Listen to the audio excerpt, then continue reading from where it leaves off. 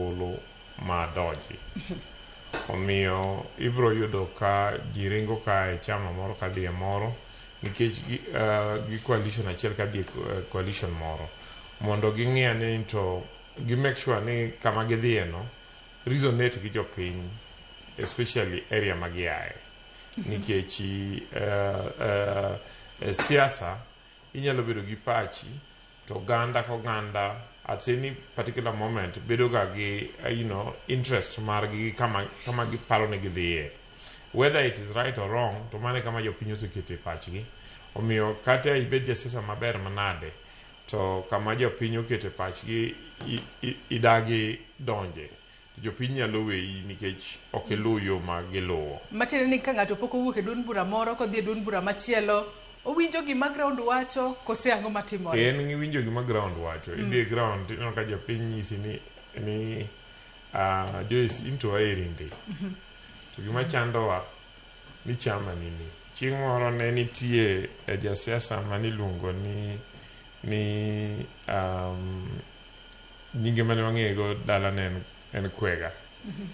Kwega ne jakanu kabisa. To election ma 2002 jaduong' Kwega ne nigi ji ma ji ne dhi yiere. To jaduong' Raila Amolo Odinga nobiro to piyo gi ndege mane bath Petro ndi kama otime ohala. Koro kogona mbaka to nyisa ni gokinyi mine moko ma supporte okalo kare kanyo to onyise ni wadhi wawinjo ni jakom biro ka. To ka gia e rally mana bath Russia hostel kanyo, to ging'ado ndara to giduogo ire to ginyise ni yawa jaduong' Kwega awateri to gima jakom wacho ni gini en mana 3 piece. Ndalo no ne en 3 piece, onge 6 piece. Akoro wakeni watimre kodi nade yawa iletnwa akoro mon go ywage. To magi nyo supporters ge manyo choko niki. To indeed ka election no chopo, to despite the fact ni en very popular, no dong nikech no kene 3 piece.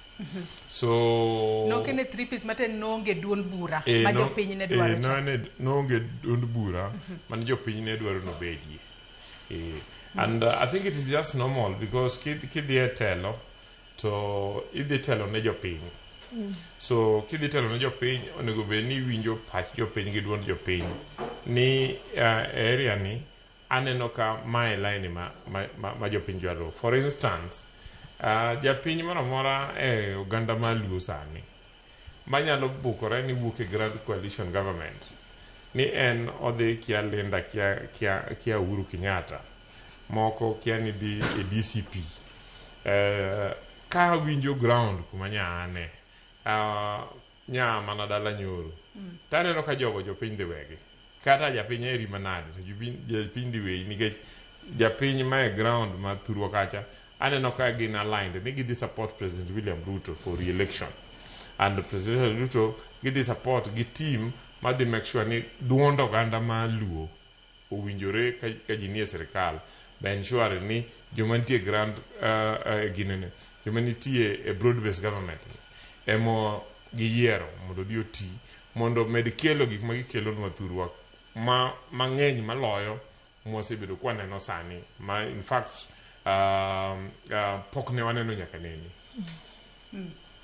Korka koridina waseneno ka defections bedo makare ahinya. Defections gi in korka kore kinde makoro jasiasa kuom ranyisi wang'eno odiochieng' manyoro jaod bura mano ma Kamkunji Yusuf Hassan en achiel kuom jaod bura ma wanyalo wacho ni recently owuok e duond bura no mano mar Jubilee kodhi e duond bura no mar DCP. Kowuok e duond bura mar Jubilee kodhi e duond bura mar DCP, ka ging'iyo kata ka jasiasa wuok sani koro gitemo mar mondo mi gi align to parties mopogore opogore, gitimo mano ka koro seche moko gitemo manyo riwruok moro motegno mano motelo ne yiero mar higa mar 2027 kose gitimo ne dwato margi gin giwegi.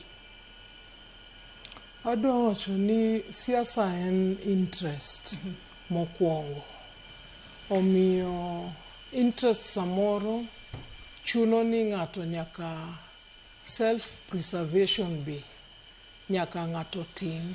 Ka ng'ato ong'eyo maber ni e riwruok ma entiere kata e duond bura ma entiere ok bi konye yudo gimodwaro, jasiasa onge wich kuot. Jasiasa biro wuok awuoka to dhi kamong'e ni interest ne orit maber kendo biro yudo gimodwaro. Sani wawacho ni en saa miluongo ni lala salama e siasa. Mano tiende nang'o? Ni en dakika mogik ma nyaka ng'ato koro pangre. Ka in jasiasa to nyaka ichak pangori. To bedo e duond bura very important nikech duond bura go ema geche mitiyogo kimanyogo telo kata power. Sani en iluongo